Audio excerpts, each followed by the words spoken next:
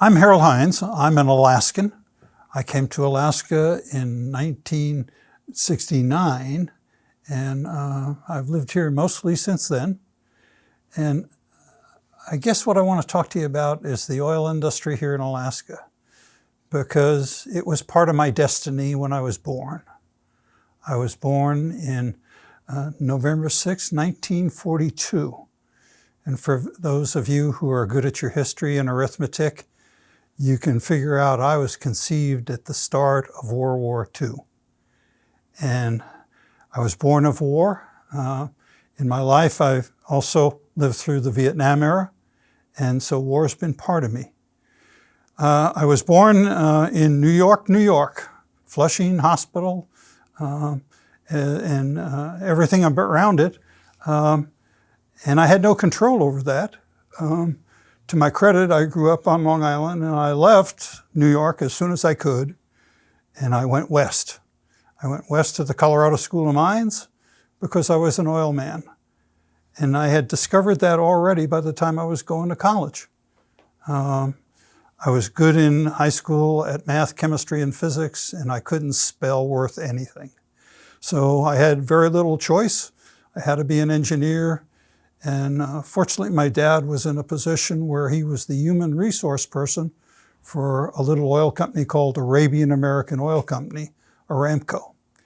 And he used to find a way to drag home different engineers on Sunday occasionally for family dinner with us. And I would probably, by the time I was a senior in high school, I had figured out all the different kinds of engineering there were in the world to choose from. And turned out petroleum engineering was going to be a good fit. And then my dad was kind enough to go on a trip with me, and we went out and looked at colleges, and we looked at a place called the Colorado School of Mines in Golden, Colorado, and the University of Tulsa in Tulsa. And I went to mines to start with, and my second episode in college was in Tulsa. And I graduated then in '64, and bright young guy off to a school that is noted for its engineering excellence. It's a tough school, tough product turned out, and everything else. And I found that I really liked the people that were involved. And Colorado turned out to be a fit with a New York kid. And it kind of warmed me up to the idea of having mountains around and a little bit of snow every now and then and a few other things. So I was doing quite well there. I prospered and everything, and I met up with, in the course of college recruiting coming through, I met up with a company called Atlantic Richfield, or Atlantic Refining back then. And I worked for them a summer or two, and there were some very people that went on later to be important in my life and famous that I met. I worked as a summer engineer in Dallas for a company that had just been taken over by a gentleman by the name of R.O. Anderson, who went on to be one of the best and biggest and most open oil people there ever was. And I grew up under his heritage and tutelage, and there's no doubt he shaped me from there on, along with some other people that also shaped me. And I've always been proud of it. In any case, that was the time the Vietnam War was starting. I was in ROTC. I did the smart thing, which was be a second lieutenant if you're going to go in the Army. And I stayed, and I went in, and I was at Fort Belvoir, Virginia, and I actually taught pipeline construction back then. So already I was kind of getting into the kinds of engineering and other things that were of best interest to me and that I really wanted to pursue. Got out of the Army in fall of '67. My wife, very pregnant at that point, and I went to Midland, Texas, had a son there, Hal, and he was born in Midland, Texas, so he has a T stamped on the backside, and we didn't live there that long with him, but he is a Texan, And he lives in Minneapolis now with his family. And they've had a wonderful career, both he and his wife. And 2 grandkids, and happy, happy, happy. So the world has been good in that part. And all along the way of this story I'm going to still tell you, you got to realize there was those cast of characters, and they were all there, and they grew up as part of it, and they enjoyed all the benefits of growing up in a good world. And that's the way it should be for everybody.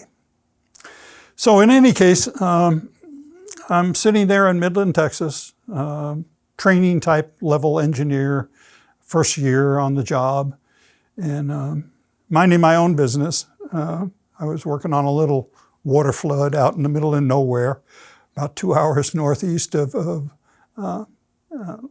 the town, and out in a place called North Rough Draw.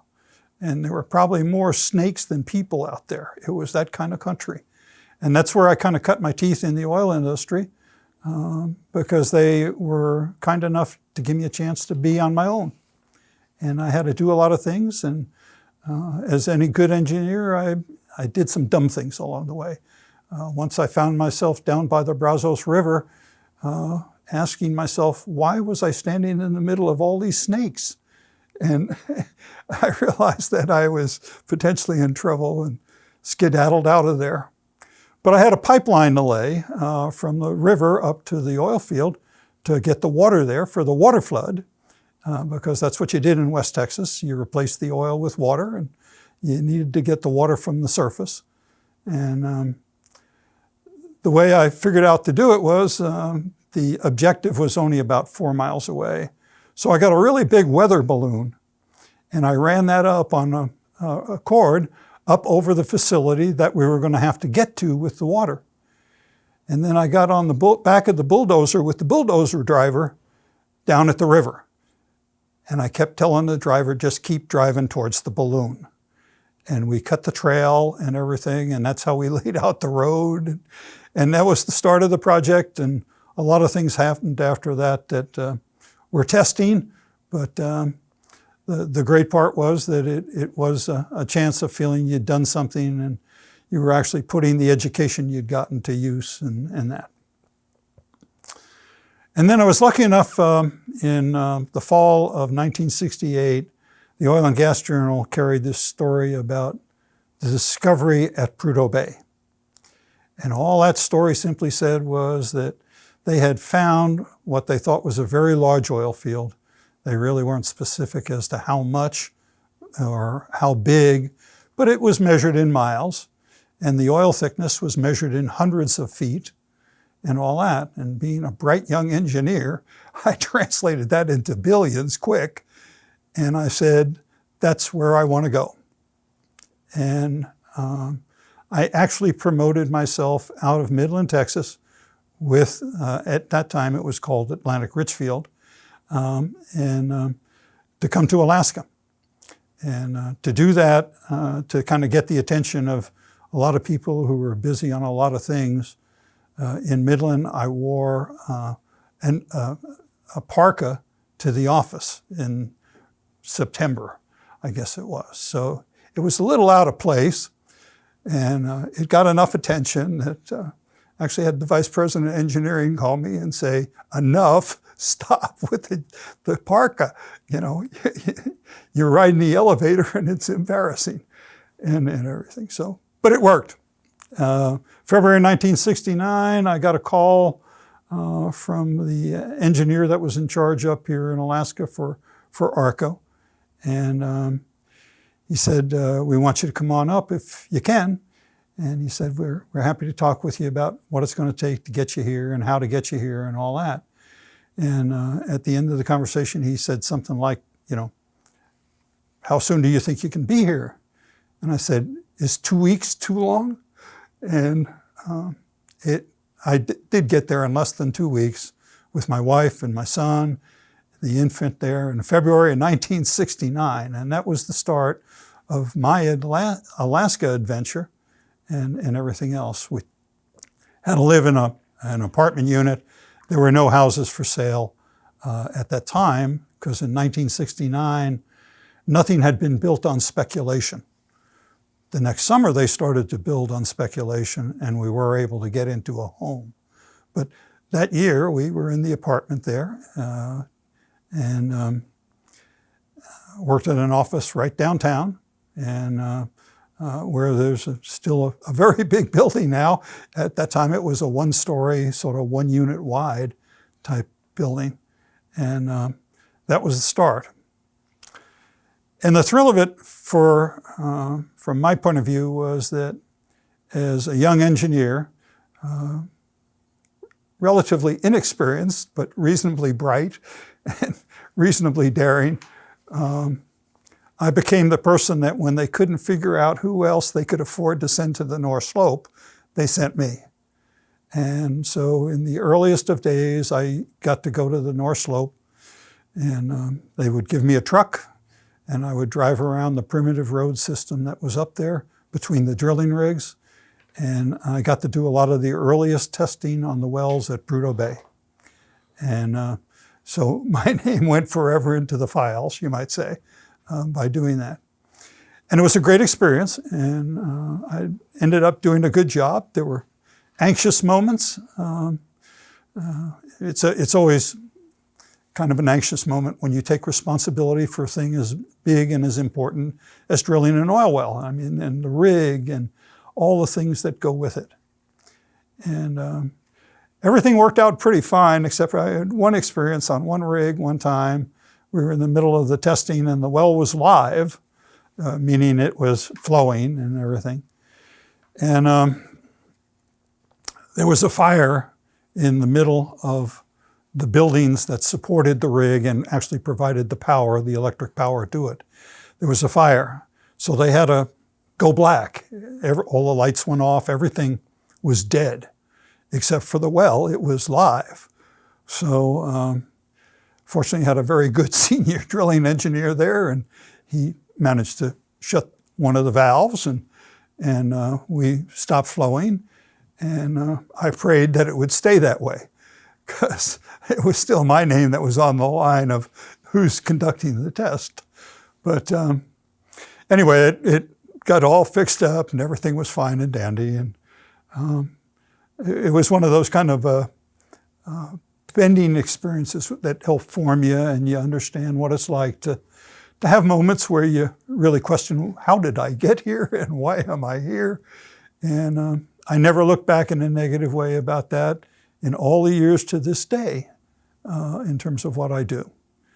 And I had from there, I had the adventure of being the early tester of wells, and one of the few people that actually went up to the slope and could move around and that, because I had to witness coring and other things like that for most of the time. And if you go back in your history of Alaska, you'll find in 1969, there was a thing in September of 1969 called the lease sale. And after the discovery of Prudhoe Bay, there was lots of people clamoring for buying leases in Prudhoe Bay. And the state needed to hold the sale, and they set about it. And with notice over the summer, they were prepared to accept bids in September. And ARCO had already leases in the Prudhoe Bay area, not only the discovery lease, but other leases. And wells had been drilled, so ARCO had a great deal of information, but it was not information very well known even within the company. It was very secret. It was very valuable. And at that time, there were maybe 4 or 5, 6 wells that were directly related to the Prudhoe oil accumulation, and we were looking at probably 4 or 5 of them. And so we had very good information. And I got teamed up with another young engineer by the name of Gary Downey, and we were sent off to Dallas to evaluate all the information and help calculate, determine, estimate what a bid should be for all the different parts of the lease sale. So he and I were locked in a room, basically. And we were in there all day, and at night we would go out, and there was 2 of us, and we'd keep an eye on each other and everything, because it was a high security event. In my case, it turned out problematic for a couple reasons. One, I had been to Prudhoe Bay and I had been doing some of the testing. And in the testing of the wells back then, you used the drill pipe, the drill stem down in the well. And you operated valves that were down hole there. And you had a pressure recorder. And when you shut off the flow, if you gathered good pressure information and how fast it built up and all that, properly interpreted, that gave you a very good idea of what the productivity of the well might be. So they patted me on the head and said, okay, you already know all this stuff, so we're going to make you responsible for reading the pressure charts. And these are little scratchings on an aluminum cylinder where it's been blackened and everything. And it required a reader with a microscope on it and a lot of other things. So I had to read the charts. I had to plot it all up. I had to interpret it all. And I had nobody to check me. So I went back over it more than once or twice to make sure I got it right and everything else. But Gary and I, by the end of the summer, had a chance to look at everything, all the prospects the geologists and the real discoverers had. The discoverers, we weren't involved in that. We were involved in evaluating what was found. And all that information was done. And there were some big meetings where it was decided how much money ARCO, as one of the major leaseholders and one of the people sitting in the most predominant part of the structure, what they would bid. And it was an interesting discussion because a lot of people could calculate how much money they thought you ought to spend, and they wanted to limit you to that. And then, of course, there was sort of the oil man's approach. How much could I spend and not feel bad that I spent it? And fortunately, finally in the room, not in the room, but finally, Mr. R.O. Anderson and all the other executives of the company determined how much we would bid. And that was a small bid, as it turned out, for the prime lease we were interested in. We bid $25 million, which is a lot of money. But at the lease sale, the total was $900 million. And so that was $900 million to the state, and it switched the problem from the oil companies to the state and the legislature and the governor and the people. And what did they want to do with that $900 million? And again, if you go back, you can look at the history. It's all in the record. That money disappeared pretty fast. And there was never a for sure way to know exactly where it had gone and what it exactly had been for and whether that was what you really wanted to do. But it was that moment where the state also started to realize it needed to figure out how to set up something that would assure that this depletable, this producible, this usable, sellable thing, the value of it would be replaced. And what you see as the permanent fund today came out of that.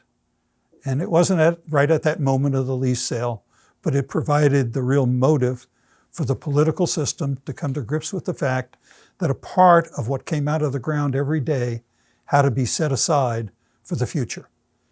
And that was the learning point. That was probably one of the best lessons that Alaska got, whether they really wanted it or not. And if you enjoy your permanent fund today, say thank you. And that all those people that made those decisions back then, they took you down that path. And everything was great and dandy, except we ordered the pipe, and 800 miles of pipe showed up. And it was offloaded, and it was scattered in Valdez, the North Slope, some taken to Fairbanks, some still in the Anchorage area. 900 or 800 miles, and that's a lot of pipe, 48 inches in diameter.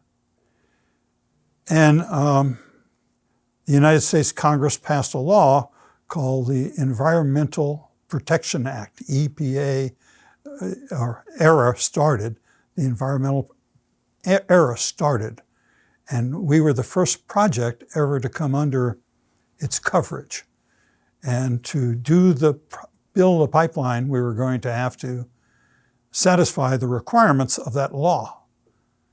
Well, the law had just been passed. Nobody had written the requirements, and there was nothing in the law that told you what you had to do or not do.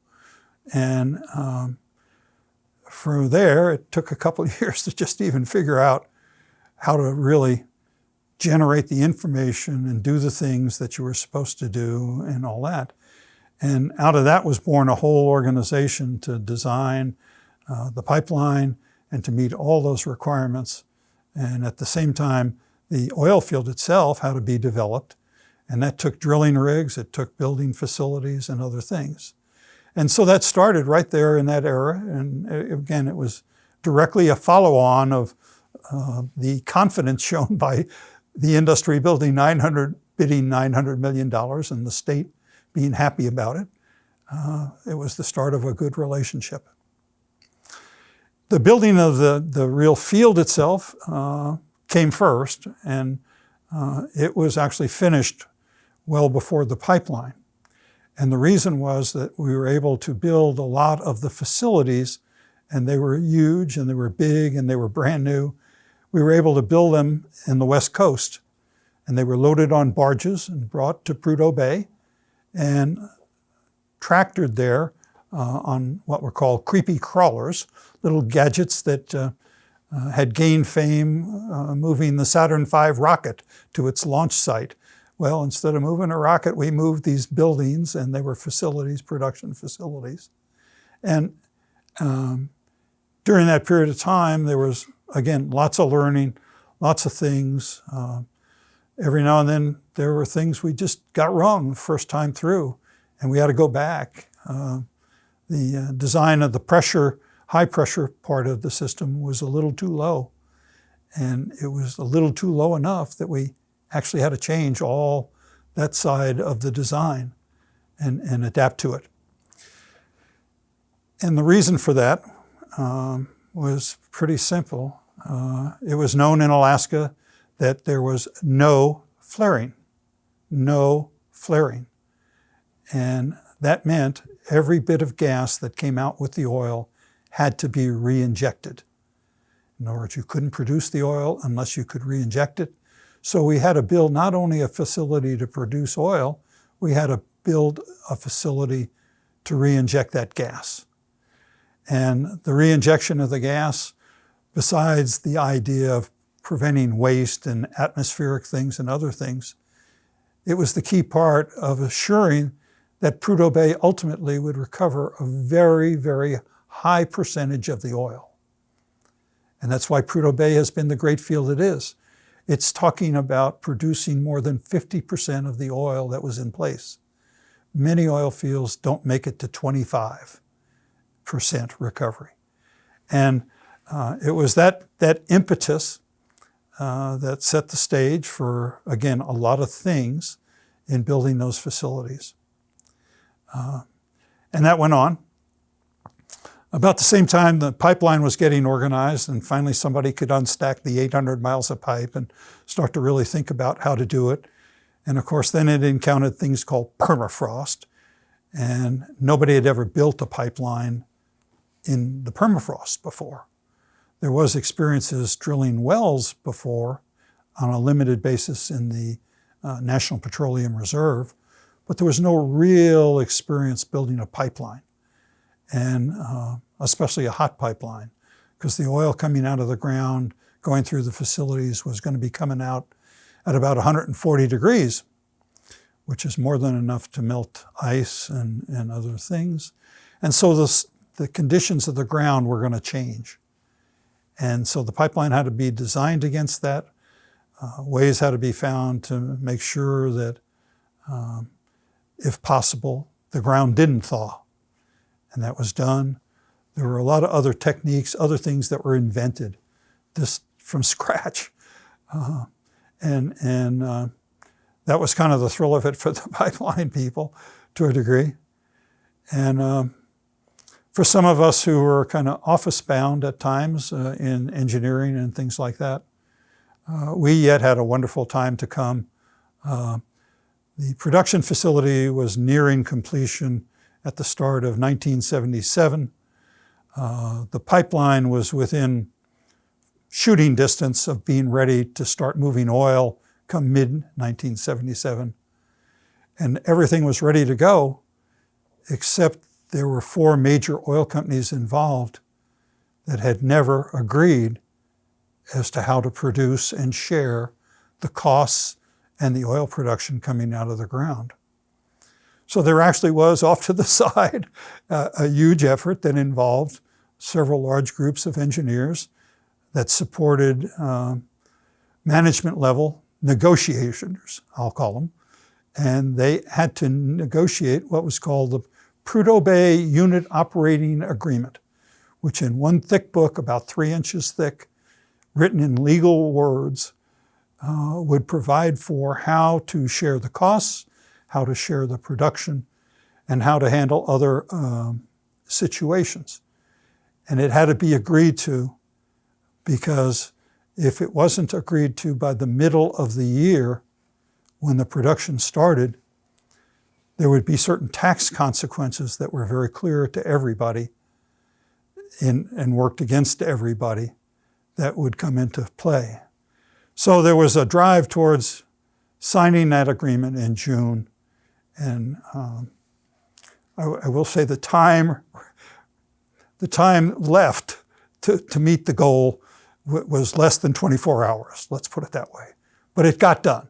And it got done again because a lot of people just pitched in, and a lot of people that had backgrounds of lawyers, other things, as well as engineers and other people. We worked together for 6 months on duty in San Francisco in rented offices and staying in hotels. So it was a major disruption of all our life. At that point, I was probably in low standing with my wife. I had planted a lawn on the house and never cut it because I was never around to cut it. And she was getting a little tired of that.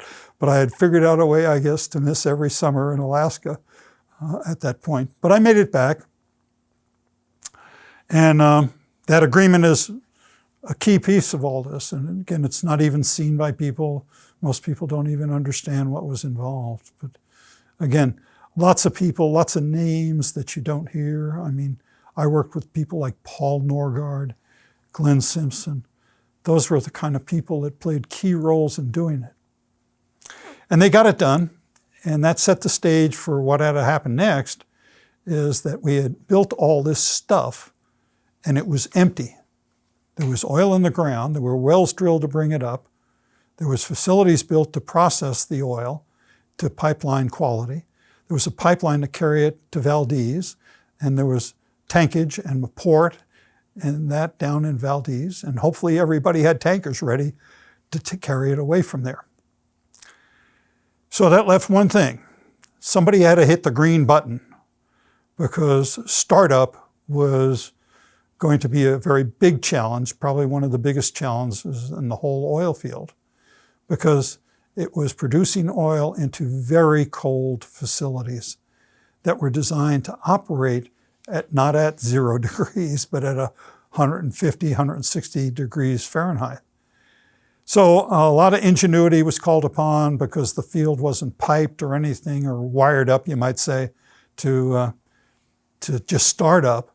So we had to take the field that was ready to run and adapt it to startup, and then actually mash the green button, and it mashed, and things actually did work. And because of a lot of, again, people's efforts, a whole nother team of people just that did all that, all by themselves, and they got it right, and the time came and everything started up. And so in mid-1977, oil started to flow down the pipeline, and it worked, and it got to Valdez, and that worked.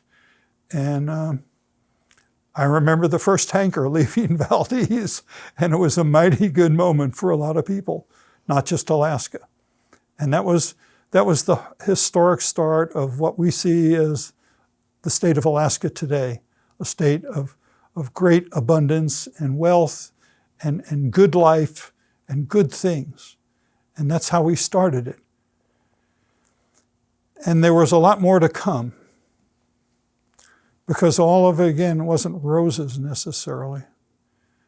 In particular, I remember in the early days of the pipeline operating, there was a terrible accident at Pump Station 4.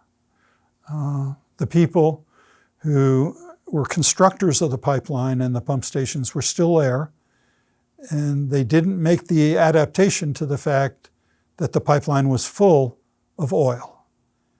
And they short-ended some safety things and didn't do what they were supposed to do in an operating mode.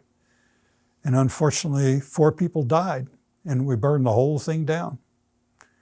And if you ever look around at Prudhoe Bay and anything in its history, anything in its tradition, you will find after that there was never, ever any opportunity to do anything like that, again, by people that were going to get it wrong. And safety went to the top of the list, and that's the way it's been. It's been that way for decades, and it's because the people who actually work in the oil field realize that's for their protection as individuals. It's their life, and they count on other people to help them, and they count on other people to follow the rules. And the rules are real simple. Don't do something if you don't know how to do it. If you're asked to do a chore and you don't know how to do that, then say, I don't know, and find out before you even attempt to do something. There were a lot of other things that came through over the top of the door, you might say, at times during that period of growing up. Not the least of which was we found out very quickly that the production facilities had been designed very conservatively, and that there was a margin to take them up to higher performance without really adding much in the way of equipment. It was how you chose to operate it.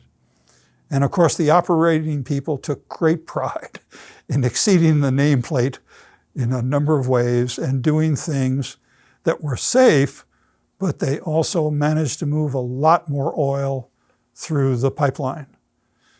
The original design of the pipeline and the production facilities was based on starting at 1.2 million barrels a day.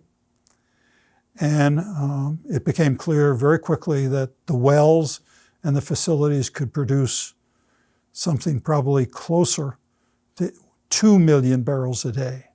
So there were continuing efforts working with the state, with the regulators, with a lot of other people to slowly increase that to 1.5 million barrels a day. And then basically, frankly, let it go. And the reason it was let go was that we found there was, when we got to 1.5 million, some right young person somewhere back in the seams of everything hit upon the idea of using what they called slickum, which were long hydrocarbon chain molecules injected in very small amounts into the pipeline, which basically greased the walls of the pipe and allowed much more flow. And so the pipeline all of a sudden was capable of 2 million barrels a day. And that's what it produced at for several years. And all that is just exceeding expectations.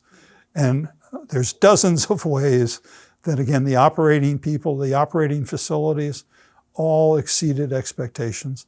And it was because they wanted to, and they thought about it, and they used their talents to do it, and that. And then, of course, there were other things to be done. After the oil pipeline finished, everybody kind of looked around and said, what are we going to do with all these machines that are designed to lay large diameter pipeline? And some brilliant person said, why don't we build a gas line? And so it became natural to think of all the people, all the equipment, all those things just continuing on. And that was given serious thought. It just didn't happen because, frankly, the economics weren't there to do it. But the desire to do it was there, and everything else. It also then raised the question of how much gas could you produce without hurting the recovery of the oil, and what kind of balance should there be between the oil and the gas. And fortunately, that deck was clear for, again, people to come back in and do evaluations and everything else. And there was agreement reached with the regulators and everything else on that. And that's why you're sitting here today with the capability on the North Slope to re-inject a fair volume of gas. Probably more than people would have thought at the start of the project, maybe double.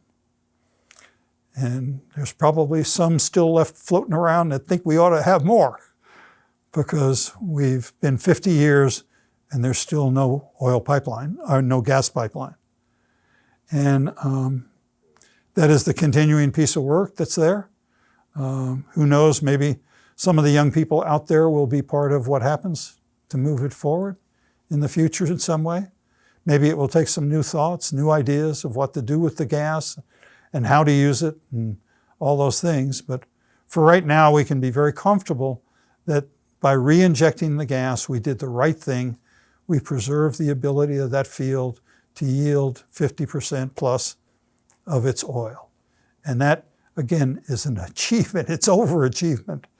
And that's the idea that has driven this whole thing. All this is carried forward into a second little oil field next to it called the Park, which happened to be the second biggest oil field in North America.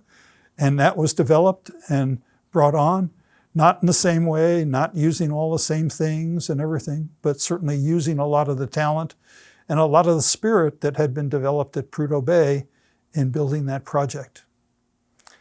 To this day, a lot of that spirit's still around. The world has changed. There are a few major oil companies here. They're good.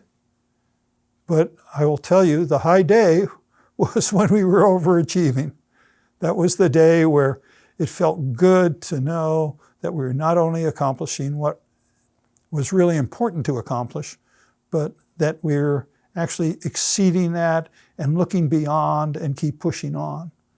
So for those of you who try to tell you it's over, it's not even near the end. As a young engineer, I ran some of the earliest computer simulations of Prudhoe Bay, and it was clear to me even then we were going to make 50% recovery, and it was going to take about 50 years, and that's where we're at. And I got to tell you, it keeps going beyond that. And that's the key thing. There are opportunities there still for that. More importantly, Alaska is still one of the few places in the world that has known major oil potential basins that are not even explored by one well. And that still is the challenge for the state. We've explored 2 basins in Cook Inlet and the North Slope, and we've done quite well. Alaska has the opportunity to look elsewhere and find a way to stimulate a lot of the very same people and the very same attitudes to be brought forward and look for oil and gas elsewhere, figure out how to produce it, and more importantly, for God's sakes, we've learned how to do it safely. We've learned how to do it right and be sensitive to the environment. And anything that has 4 legs walking around knows us well now. We've been awful good to them, and it's all worked out well that way. And that should be allowed to continue, not just for the oil companies, but for the state. And that really is a basis for this state to continue to be as great as it is. There's no reason we have to walk away from what we got now. It's just a matter of deciding what we want to do. And that's going to take some focus of folks. And those discussions go on, and they're hard because there's some very different opinions of where the state should be and where it should go. And I'd argue that anybody who has real doubts about the idea of trying to make things go on, if they argue against it, they're forgetting what it's meant to all the people. All the people. I have a son right now who is a retired engineer, okay, because of all the things that happened. And he grew up in Anchorage, Alaska, and he's just an example of many, many others that have been impacted. I know many families still, and there's a few of us old-timers left around, but there's still a lot of people that played roles, and they're still here, and they're still interested, and they're still anxious. And given the toughness that I see out there in the rest of the world, this is a good place to be, and we've got a lot of good stuff to build on. So I encourage anybody and everybody to hang in there, and I very proudly say I'm an oil man at heart, and I still am. And I certainly would embrace you if you want to join us and you want to go on with things. I'm 81 years old, so I've kind of reached the point where I'm maybe not as much help as I used to be, but doesn't mean I don't take an interest, don't follow what's going on. So that, I guess, is kind of a funny, I mean, I guess to end all the timeline, the first part is a kid is born in New York, okay? And he ends up in Alaska being part of all that happened here over a 50 years period. And he still feels good about it all.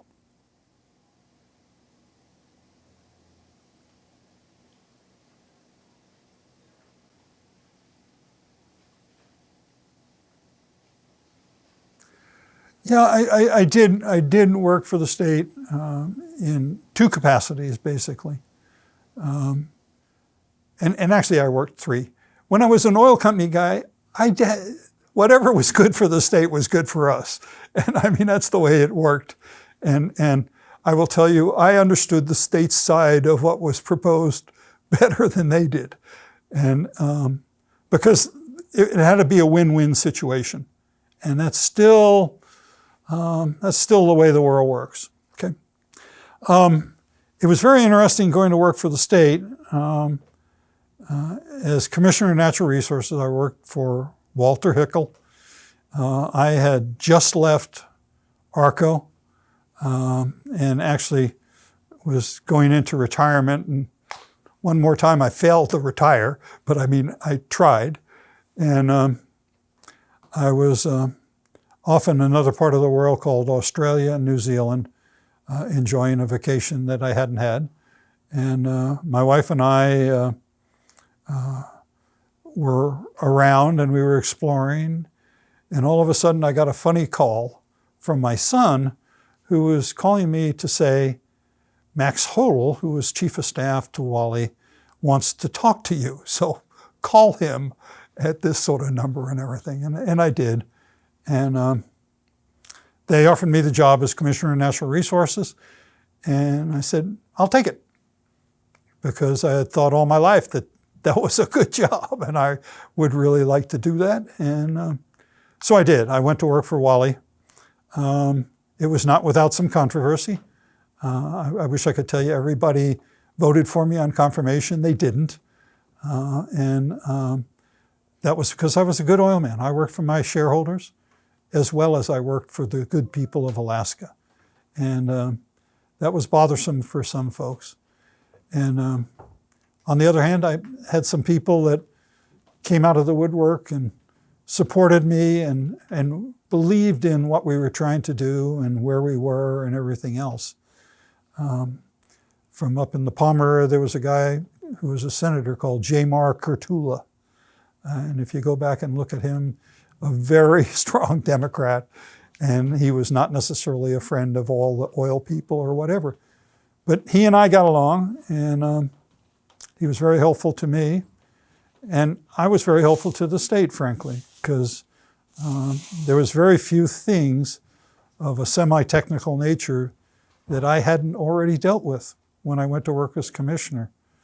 And I was lucky to have a good crop of attorney generals that were working with the department And we were able to forge a lot of things and all that.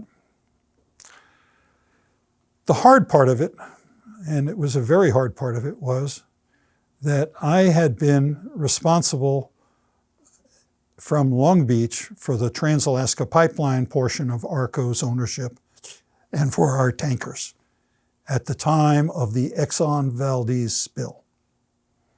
I was the ARCO executive that spanned responsibilities for both the tankers and the pipeline. So that was a very tough period of time. There was a lot of things that had happened and a lot of things that were done. During the period of time of the spill, I did everything I could to try to help people that were having to deal with the impact on them of it. And we were pretty successful at that.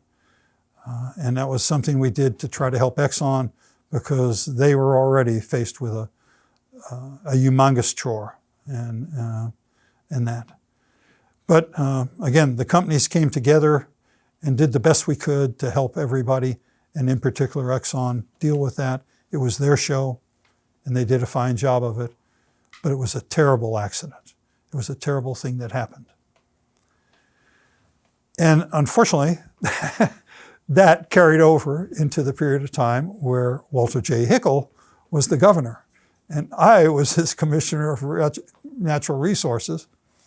And there was actually sort of a moment of truth where this oily guy was going to be responsible for a great deal of the fund that was set up to clean up the oil spill. And there was an attorney general at that time called Charlie Cole, and he came to me and he basically said, we're going to have to appoint somebody to take your place. And I said, fine and dandy as far as I'm concerned. And we did. And it was a very nice lady by the name of Marty Rutherford. And she had been an assistant commissioner in community resources and everything else. And she represented the Department of Natural Resources in the whole setup of the fund for the cleanup and everything else. And they got to the end of it. And it has been interesting to see how it kind of worked out and how it didn't work out and who got hurt and who got fixed and everything. And I'm glad as many people survived it as they did economically. I'm so glad that in a safety sense, as many people survived it as they did, and there was no danger there on human life. And those are things that kind of weighed heavily on me during that period of time. But I was doing my job as commissioner, which involved a lot of other things, more than oil, and timber, agriculture, land, water, things like that. And after 3 years at the job, I went to then to Governor Hickel and told him, I've done everything I know how to do at DNR. It's in as good a shape as I can make an organization based on my experience and the way I am. And I said, it's time for me to move on. You know, I was raised in the oil industry, and every 3 or 4 years you got a little kind of wiggly because they were wanting to move you somewhere or do something. And at that time I had come out of a lot of experience with ARCO, who had earned the nickname of another reorganization coming on, ARCO. And so it was time for people to think about what next. And I went to the governor and I said, well, you know, I've been at this for a while, and the one chore I've never finished for you is getting a gas line built. So I said, I'm willing to go back and try to do that. And I did. I traveled overseas with the support of the governor and met in Korea, Japan, Taiwan, China, as a few of the places, at least I remember, trying to negotiate a deal for our gas and all those things. And there came a day where I came back and I said to the governor that I had reached a deal, and it was the best deal I could make. And I told him what the price was that went with the deal. And he said that wasn't unacceptable. So I said, well, we're done. And so I left state service at that point in time. But unfortunately, I didn't get far enough away quick enough. So I was brought back out of retirement to work on building an in-state gas pipeline, not one for export, but on an in-state gas pipeline to get the huge reserves of the North Slope in a way that it would help here in Alaska. And there was an authority that was passed by popular vote. And ANGDA, Alaska Natural Gas Development Authority, and its mission was to do what it took to define the backgrounds and everything to build a pipeline dedicated to bringing gas to Alaskans. And that passed, that initiative passed extremely well. I wasn't even one of the proponents of it, but they scooped me up and I was put in charge of doing it. And I worked for a board of directors of Citizens of Alaska, and we worked well. And for a few years we did the job, and we actually had accomplished what we were set out to do. But it wasn't, again, a circumstance where it was favorable from an economic point of view. And we couldn't get any support, so its life sort of came to an end on it. So again, I started way back when, my earliest days in 1969 and 70, I remember as a reservoir engineer for ARCO, thinking about the gas and the gas pipeline and, you know, all those things. And here I was well beyond that point. It was probably just barely over 10 years ago when I finally waved bye-bye to the gas issue and all that. And I'm done with my service. I'm very proud of what I did. And again, I think that opportunity there for a lot of other people that want to have the vision for the future, willing to work hard to make it happen, and pitch in and work at it in a proper sort of way.